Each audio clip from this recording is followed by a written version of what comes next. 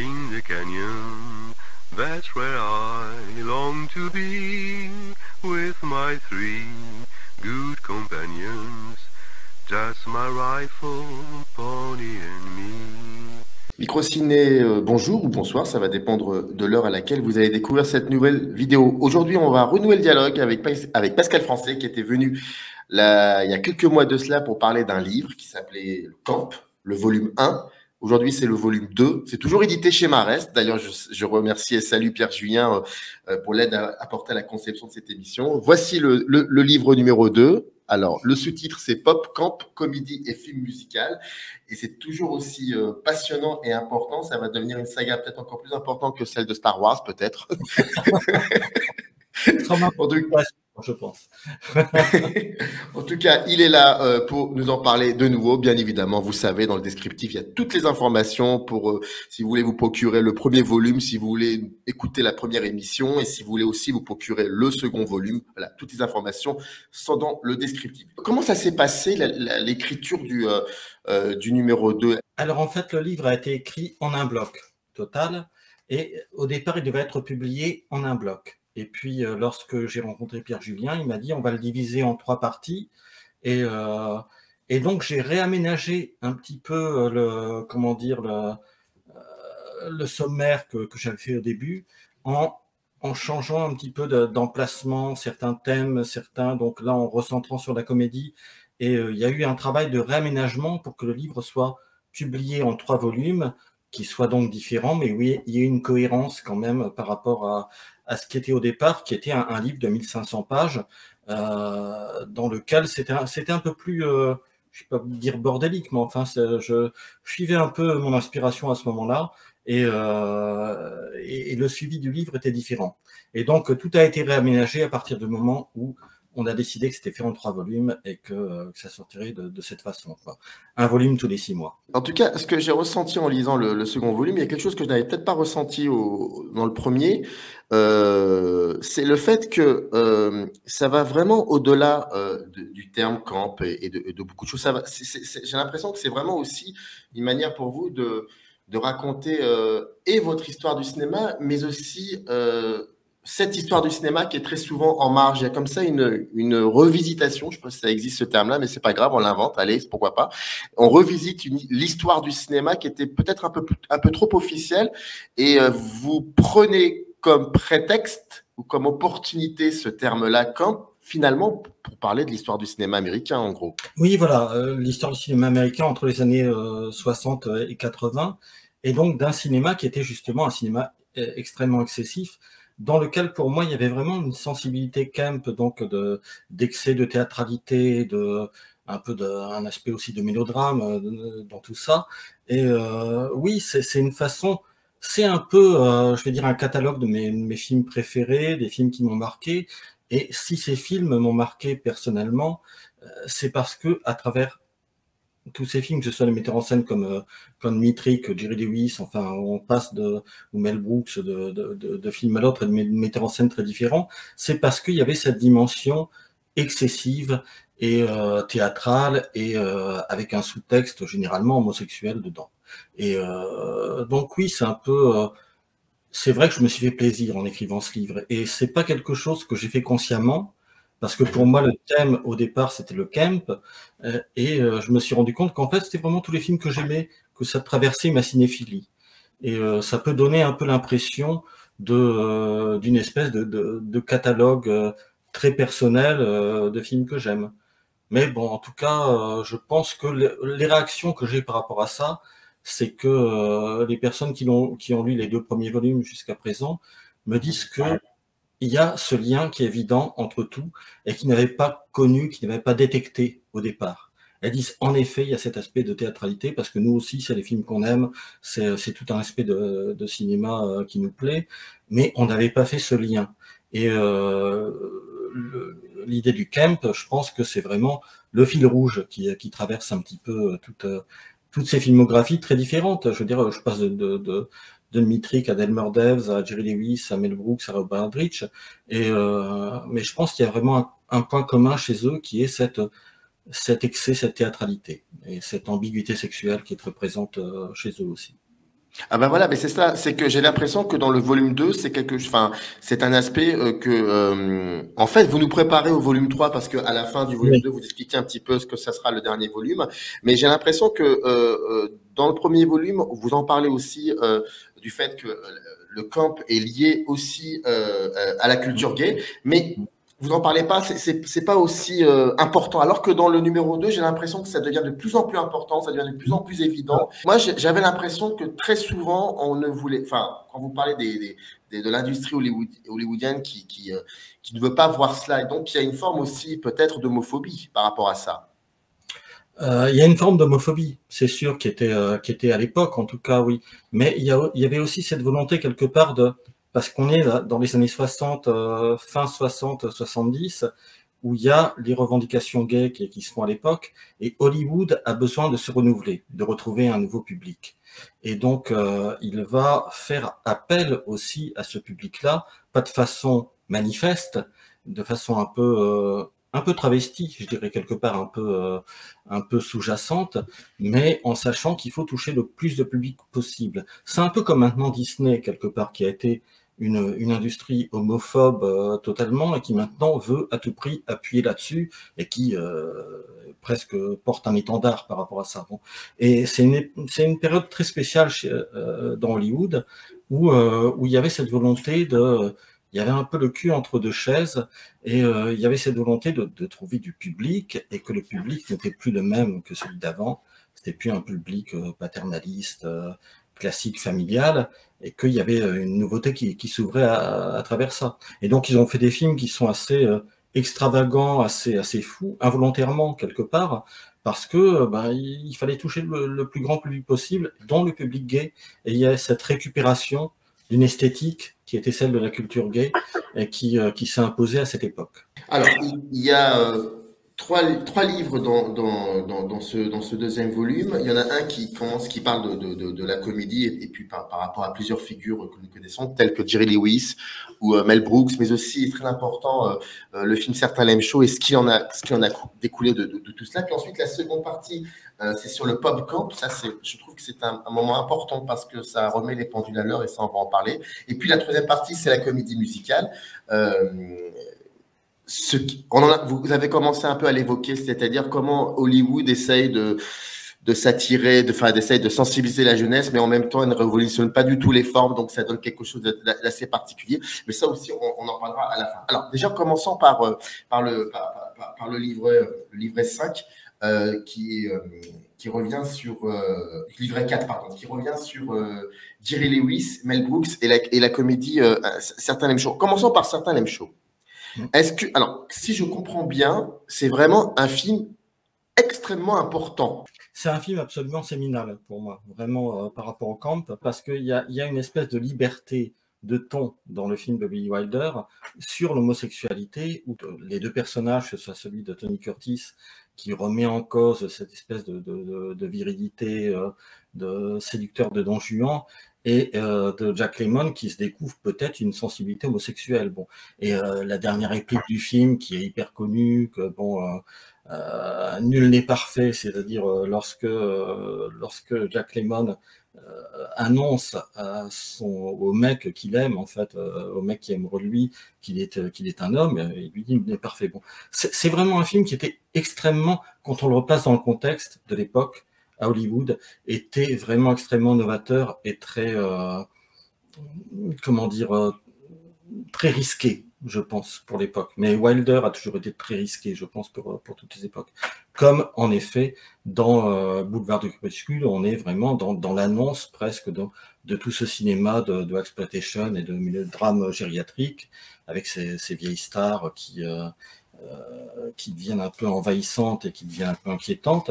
Il y a vraiment une remise en question de Hollywood qu'on va retrouver aussi dans son tout dernier film, Fedora, qui est aussi une interrogation sur Hollywood, sur l'artifice de Hollywood et sur le côté un peu conservateur qu'il pouvait y avoir dedans. Et il y a cette remise en cause. Donc en effet, oui, pour moi, c'est un film séminal. Est-ce que ça va ouvrir les portes à une espèce une autre manière de regarder tout cela, ou alors finalement ça reste une exception durant cette période-là? Non, non, c'est pas une exception. C'est un film qui va en effet ouvrir des portes plusieurs années, quelques années plus tard, mais pas dans les studios hollywoodiens forcément. C'est-à-dire qu'il y aura beaucoup de productions qui vont se faire sur des thèmes voisins, mais dans des maisons de production qui sont un peu moins importantes, avec des metteurs en scène qui sont pas spécialement connus, où il y aura vraiment une mise en question de la gaietude, de l'homosexualité et de est-ce qu'on peut en rire, est-ce qu'on peut pas. Et ça a donné tout un cycle de films comme ça, qui sont ceux que j'analyse dans ce deuxième volume, qui vont du cinéma anglais avec un film comme, je n'ai pas retrouvé le titre, hein, mon Dieu, Or Miss Friend, et puis des films comme The Ritz et tout ça, qui ne sont pas des films très connus, où il y a un côté un peu la cage aux folles qui est arrivé un peu après, évidemment, en France, mais où on traitait un peu les mêmes sujets. On envisageait l'homosexualité de façon drôle, de façon humoristique, mais pas de façon sans animosité, voilà, sans façon non plus satirique. Et il y avait une espèce de compréhension par rapport à ça et d'acceptation qui se faisait petit à petit à l'époque. Ça donnait vraiment tout un cycle de films que je décline dans le volume 2. Donc, quand Billy Wilder fait un certain lame show, il n'est pas dans une position où comment dire, ils ne se rend pas compte du sous-texte. Au contraire, il sait, il l'attaque frontalement. Ouais, c'est quelque chose qui ne le gêne pas du tout. Je pense, ouais. Non, je pense qu'il en est très conscient, évidemment. Alors que j'imagine, pour Jerry Lewis et Mel Brooks, c'est autre chose. C'est totalement différent. C'est autre chose, oui. Chez Jerry Lewis, c'est très particulier parce qu'il y a tout le temps une sensibilité gay, une esthétique gay, une esthétique camp qui remonte presque. Il y a un côté Minelli dans les mises en scène de Lewis. Je dis bien dans ses mises en scène, hein, pas dans les films qu'il a fait avec Fantasyne et tout ça, qui est extrêmement excessive, homosexuelle, camp et avec des couleurs très flamboyantes, avec des personnages, une espèce de misogynie sous-jacente et une homo. Même chez Minelli? Chez Minelli, oui, forcément, oui. Ah tiens, c'est intéressant. Oui, mais pourquoi la misogynie? Oui, effectivement, oui, j'avais pas vu ça comme ça. Oui, c'est vrai que chez Lewis, chez Lewis, il y a une peur de la femme qui est énorme, qui est tout le temps une espèce de rejet de qu'est-ce qu'elle va apporter, qu'est-ce qu'elle va faire. Bon, mais pardon, mais c'est pour ça que je suis sûr. Minelli, j'ai pas l'impression qu'il y a une peur de la femme dans les films de Vincente Minelli. Je parlais au niveau de l'esthétique, par contre. Voilà, c'est ça. C'est au niveau de l'esthétique. Une peur de la femme chez Minelli, non. Par contre, il y a une espèce d'ignorance, une espèce de schématisation des personnages féminins chez Minelli, qu'on retrouve aussi quelque part chez Lewis, où la femme est soit une espèce de monstre qui fait très peur, enfin, quelqu'un d'infidèle et de très redoutable, alors c'est une mère, une espèce de mère enveloppante qui est tout aussi inquiétante, qu'il a joué lui-même. Il jouait le rôle de sa propre mère dans le Tombeur de ces dames, par exemple, et qui était une mère terrifiante. Lewis a tout le temps joué sur le travesti aussi, beaucoup, énormément, comme l'un de ses inspirateurs, qui est Milton Berle, qui était un grand comique américain de l'époque, et qui jouait beaucoup sur le travesti. Et chez Lewis, il y a cette sensibilité. Il y a, d'une part, dès le départ de sa carrière, avec les films de Frank Tashlin et sa collaboration avec Dean Martin, une relation qui était d'ordre amoureux, qui était là très, très présente et qui est particulièrement présente dans un film de Tashlin qui est Artiste et modèle, où vraiment tout est sur l'ambiguïté sexuelle et tout est sur l'ambiguïté des rapports entre eux deux. Bon, ils se retrouvent à prendre la douche tous les deux, à faire une espèce de déjeuner aux chandelles, enfin, bon, pas une douche, pardon, un bain, ils prennent le bain tous les deux. et un déjeuner aux chandelles, où ils s'annoncent leur amour, quelque part, d'une certaine façon. Et ça a tout le temps été présent chez Lewis, qui par contre était personnellement un personnage assez homophobe. Lorsqu'on voit ses sketchs, lorsqu'on voit ses spectacles, lorsque le public réagissait, lui posait des questions là-dessus, il pouvait être terriblement, même pas mordant, mais enfin presque d'une violence terrible par rapport à ça. Or, c'est quelque chose qui existe tout le temps dans son cinéma. Et il y a cette ambiguïté chez lui qui, le préfacier du livre, donc du volume 2, qui est Didier Roquebettoni, a été le premier, je tiens à le signaler, à souligner cet aspect chez Jerry Lewis, que je connaissais, mais lorsque j'ai lu les textes de Didier, je me suis dit, en effet, c'est clair et net, c'est un truc qui est très présent chez lui. C'est pour ça que j'avais rebondi sur Minelli, mais en fait, je m'étais mal fait comprendre, c'est que, et c'est ce que vous expliquez dans le livre, et c'est ce qu'on voit, c'est que très souvent, quand des personnes comme ça, effectivement, sont complètement, comment dire, ne voient pas forcément qu'il y a des sous-textes homosexuels dans ce qu'ils font. Très souvent, c'est des personnes qui, dans la vie privée, ont un problème avec l'homosexualité. Oui, voilà. Je dirais, voilà. Ouais. Et c'est là où je voulais en venir. Mais j'ai l'impression que Mel Brooks, lui, il était complètement différent par rapport à cela. C'était plus un lien très fort avec l'histoire du cinéma. Son histoire, en tout cas. Tout à fait. Voilà. Je pense que oui, chez Mel Brooks, il y a cette dimension. Il y a une espèce d'appropriation du camp qui n'est pas du tout en lien avec l'homosexualité, mais par contre, il va jouer là-dessus. Lorsqu'il fait dans les producteurs intervenir des comédiens comme Andreas Voutsinas, par exemple, qui tient le rôle d'une espèce de, pas de soubrette, mais enfin bon, qui est un comédien ouvertement homosexuel, qui a eu une carrière théâtrale énorme en France, et qui au cinéma c'était un peu moins brillant parce qu'il faisait Dracula chez Charlot, bon, mais mais Voutsinas était vraiment un personnage flamboyant, camp, et donc Brooks a utilisé ça comme une espèce d'amusement et de dérision. Mais je pense que évidemment chez Brooks, il n'y a pas de sous-texte homosexuel, il y a juste une volonté de jouer là-dessus, qui est pas tout le temps très fine d'ailleurs, parce qu'on en arrive à des archétypes qui sont un peu cons, qui sont un peu carrés, quoi, en fait. Mais c'est très présent chez lui. Et il y a chez Brooks, par contre, une espèce d'adoration de Broadway. Il y a beaucoup de choses qui sont en relation avec la culture homosexuelle chez Brooks, qui est très présente. Cette adoration de Broadway, ce côté tout le temps comédie musicale qu'il intègre dans chacun de ses films, donc que ce soit donc les producteurs ou To Be or Not To Be, où il joue là-dessus aussi. Mais bon, je pense que chez lui, c'est plus du côté de la récupération, et on est plus proche du pop camp que du camp gay, pour moi. Voilà. Pourquoi, selon vous, d'un côté, certains Lame Show, et puis ensuite, au centre, on va dire Mel Brooks et Jerry Lewis, sont trois aspects importants des années 60 et qui auraient un lien avec le camp. En sachant que les années 60, c'est pas forcément une période très heureuse, très joyeuse dans le cinéma américain. On appelle même ça l'histoire on dit même que c'est le fameux déclin des studios américains. Pourquoi, selon vous, c'était ces trois aspects les plus importants?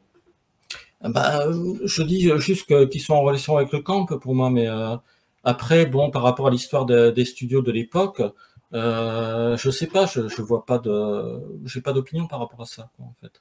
Mais ce sont vraiment, moi, mon fil rouge, c'était le camp, et donc, et pour moi, ils font partie de ça. Et je pense qu'en effet, il y avait cette, comment dire, à cette période qui était très difficile, comme tu l'as signalé pour les studios, il y avait cette remise en cause où ça partait un peu dans tous les sens, on savait pas ce qu'on allait faire, il fallait s'ouvrir sur un nouveau public, et donc on faisait un peu n'importe quoi, et c'est ce qui donne des trucs qui sont à la fois avec un sous-texte gay parfois, avec une dimension mélodramatique et une dimension camp, et parfois du délire total, dont les films de pop que j'évoquais. Dans le livre 5, le titre c'est Pop Camp. Et c'est quoi exactement le pop camp? Alors le pop camp, pour moi, c'est un peu une récupération du camp qui était le camp gay, de l'esthétique gay homosexuelle, justement par les studios, parce qu'il fallait toucher aussi ce public. Et donc ils ont fait des films qui étaient absolument invraisemblables, parce que ça ne correspondait pas du tout à leur politique, à leur morale et au code ACE qui n'existait plus évidemment à l'époque, qui était mort un petit peu avant, mais il fallait s'ouvrir à des choses, et en même temps on s'ouvrait, mais on n'osait pas trop non plus partir dans un véritable délire expérimental qui a été celui du cinéma underground qui se faisait à la même époque. Mais malgré tout, il fallait faire quelque chose de nouveau. Donc, ils ont fait des films qui étaient complètement bâtards, qui avaient une esthétique hollywoodienne classique, mélodramatique, pleine de bons sentiments, un collat de rose, et en même temps en incluant là-dedans une dimension perverse, une dimension gay, une dimension tout ce qu'on veut en fait, très excessive, qui leur correspondait pas. Et ça donnait des films qui avaient des budgets colossaux et qui ont été des flops totales parce que le public se rendait bien compte que quelque part on essayait de les gruger là-dedans. C'est-à-dire que vraiment les studios leur vendaient quelque chose sans y adhérer tout à fait. C'est un peu quand je parle des beach movies les films de plage. Voilà, les films de plage. On essaie de faire quelque chose de neuf, mais attention, par exemple, il faut que les actrices soient un peu dénudées, mais il ne faut pas qu'on voit leur nombril. Bon. Et il y a toute une dimension aussi homosexuelle dedans, avec des mecs qui sont torse nu et très bodybuildés et tout ça. Mais à côté, il ne faut pas non plus que ce soit trop voyant. Et il y a vraiment cette ambiguïté qui est dedans, qui est passionnante et qui fait des films qui sont totalement autres, en fait, totalement autres, parce qu'ils correspondent à rien par rapport à la morale de l'époque, à la morale des studios. Mais il fallait qu'ils trouvent du public et ils ne l'ont pas trouvé, parce que ça a été des flops complets. Tous les films qui ont été faits dans cette optique ont été des flops totales, quoi. Et sont devenus cultes, maintenant. Oui, mais ces films-là, en l'occurrence, pourquoi, comment dire, qu'est-ce que ça disait, selon toi, de cette société américaine? Je pense que ça dit quelque chose, ça dit l'inconfort de l'époque, en tout cas des studios hollywoodiens, par rapport à ce qui se passait, quoi. Bon, il y a eu Easy Rider qui a été un film. Les studios se sont dit mais c'est pas possible. Ce film a fait des milliers, des millions d'entrées, et nous, en dépensant des sommes invraisemblables, des millions de dollars, on ne réussit pas à récupérer notre mise, quoi. Donc, on va essayer de faire en sorte que finalement, on touche un public plus jeune et qu'on touche quelque chose qui soit justement dans cette mouvance de libération sexuelle et cette mouvance 68 armes, même si évidemment à Hollywood c'est pas le cas, mais quelque part cette libération des mœurs. Mais ils n'ont jamais réussi à calibrer la chose. Et donc voilà, ça donne ces films complètement hybrides. Mais je pense que oui, c'est une période passionnante au niveau des studios hollywoodiens, parce que on était prêt à faire n'importe quoi pour retrouver du fric. C'est aussi l'époque où les drive-in commençaient à fermer un petit peu petit à petit, quoi. Bon, et c'était une tentative d'attirer du jeune public dans les grandes salles. Et ça a été une catastrophe pour eux totale, quoi. Est-ce qu'il y aurait un ou deux films, même si tu les évoques dans le livre, est-ce qu'il y aurait un ou deux films comme ça qui est représentatif de ce désir assez fou des studios de sensibiliser cette jeunesse, et finalement c'était du grand n'importe quoi, et qui aujourd'hui peut-être est devenu cultissime? Alors il y en a deux qui viennent à l'esprit spontanément. C'est le film de Russ Meyer, La Vallée des Plaisirs, en fait, je crois, oui, et qui MGM va produire un film de Russ Meyer, qui était un metteur en scène. Déjà, on peut s'arrêter là. Hein. On peut s'arrêter là déjà. De dire MGM qui produit un film de Russ Meyer, c'est énorme. C'était absolument énorme. Et ils en ont eu honte. Et ils l'ont caché. Ils n'ont pas ressorti le film pendant des années. C'est resté dans leur cave parce qu'ils en avaient terriblement honte. Parce que le film était évidemment complètement invraisemblable. Ça ne correspondait pas du tout à ce qu'ils voulaient au départ, quoi, quelque part. Mais Russ Meyer a fait un film de Russ Meyer, c'est-à-dire un film complètement excessif avec un personnage d'hermaphrodite qui finit par tuer tout le monde à la fin, bon, et qui était une suite de La Vallée des Poupées, qui était un film donc de Robson, je crois, et qui est un film pareil très très calibré pour être un mélodrame hollywoodien classique et qui débordait un petit peu, qui débordait un petit peu des marges. Et donc voilà, le film de Meyer, pour moi, c'est un exemple complet. Et puis après, il y a Mira Breckenridge, qui pour moi fait vraiment partie de ces films emblématiques, non seulement du camp, mais aussi du marasme hollywoodien de l'époque. C'est-à-dire que c'est un film où quand même Raquel Welch incarne un travesti, enfin même pas un travesti, c'est-à-dire un transsexuel. Voilà. Et Raquel Welch s'est fait couper la bite. Voilà. Ce qu'il y a de génial dans ce film, c'est que le personnage qui joue l'homme qui va se faire castrer et devenir femme, c'était un critique de cinéma américain de l'époque qui était énormément conservateur. Pourquoi est-ce qu'il a voulu tourner dans ce film ? J'en sais rien. Lui-même, de toute façon, l'a descendu lorsque le film est sorti. On a fait des critiques absolument terrifiantes. Et je pense qu'il s'en veut encore tout le temps d'avoir joué là-dedans. Bon. Mais donc, il joue ce personnage qui va devenir Raquel Welch, qui va changer de sexe.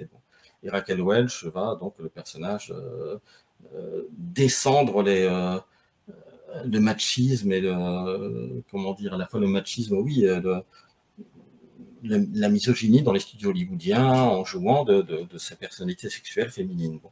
C'est des films complètement fous avec une Mae West qui a 80 ans, qui joue le rôle d'un sex symbole. Bon, et là vraiment pour moi c'est des films on comprend pas comment ça peut être produit parce que de toute évidence ça allait être des flops parce que quelque part il y avait cette volonté d'inscrire une modernité tout en ayant honte et dans une mise en scène qui reste enfin bon qui est très excessive, en tout cas pour le metteur en scène, mais quand les studios ont vu le film, ils ont dit, mais c'est pas possible, comment on va sortir ça ?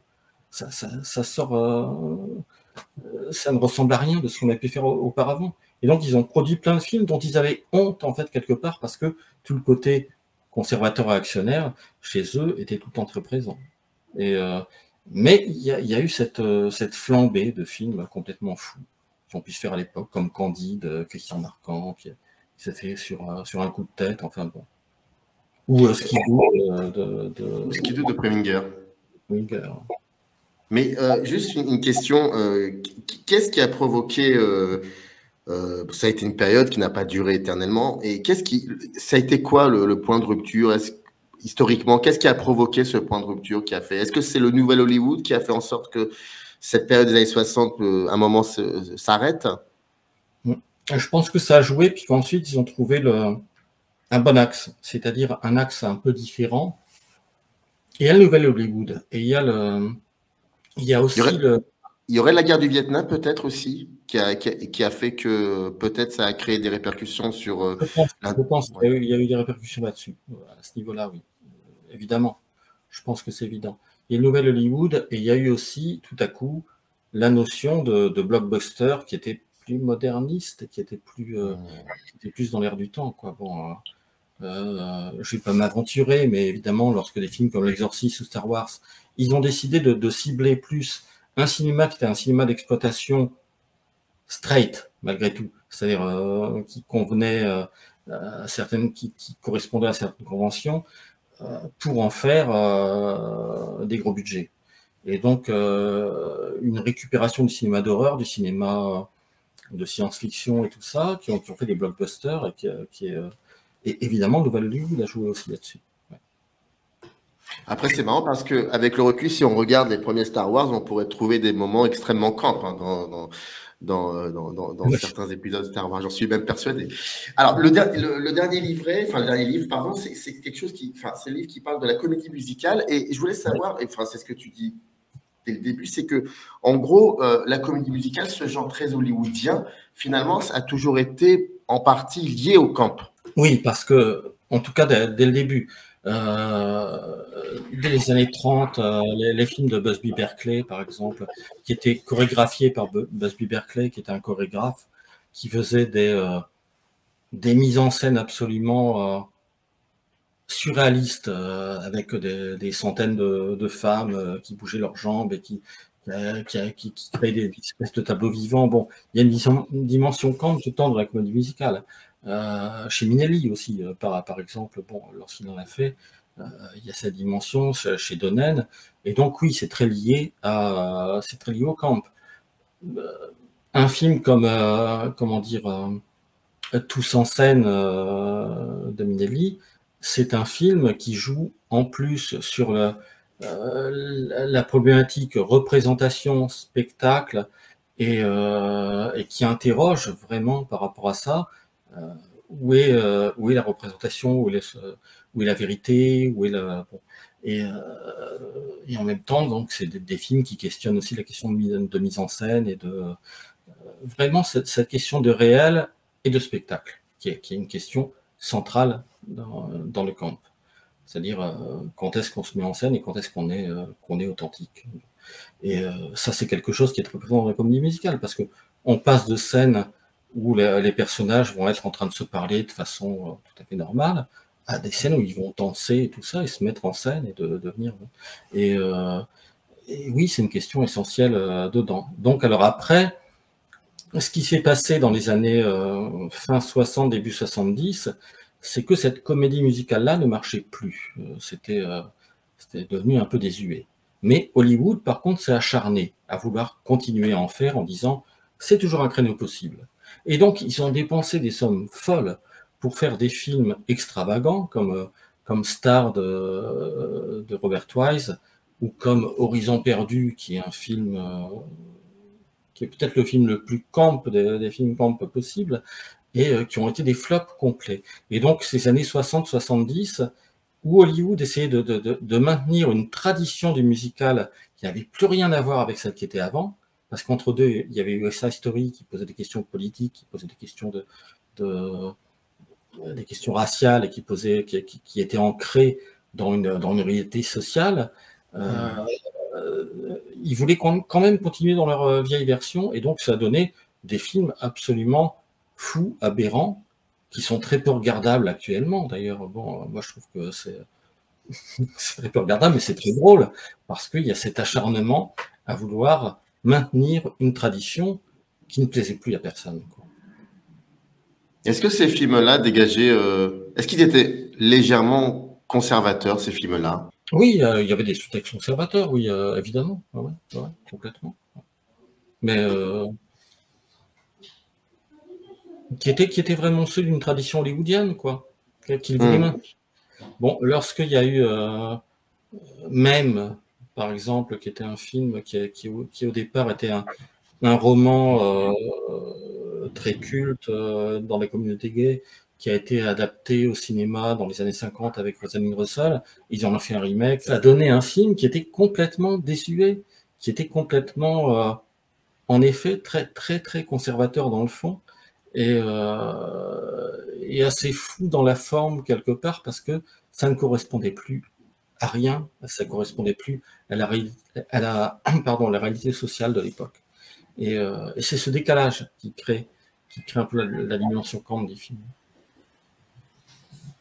Qu'est-ce qui va se passer dans la dernière partie, dans le volume 3? Alors, le volume 3 va être consacré d'une part à ce que j'appelle le mélodrague, c'est-à-dire les mélodrames américains, justement un peu...